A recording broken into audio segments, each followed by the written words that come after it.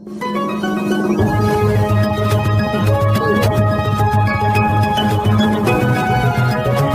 करत असताना विजेचा शॉक लागून एका मजुराचा मृत्यू झाल्याची धक्कादायक घटना सोलापुरात घडली आहे।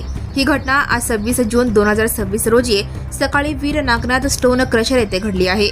मयत मजुराचे नाव बाळू पांडुरंग गेजगे, वय 35 असे आहे। ते पसारे वसी तुळजापूर नाका सोलापूर येथे राहत होते। घटनेच्या वेळी बाळू गेजगे कामावर होते। अचानक विजेचा शॉक लागल्याने ते गंभीर जखमी झाले।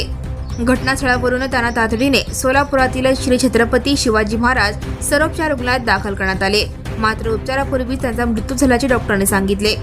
मयत बाळू गेजगे यांच्या पश्चात पत्नी, 3 मुली आणि 1 मुलगा असा परिवार आहे।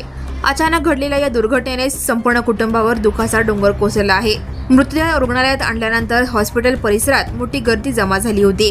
पोलिसांनी घटनास्थळी भेट देऊन पाहणी केली असून प्राथमिक माहिती नोंदवण्यात आली आहे।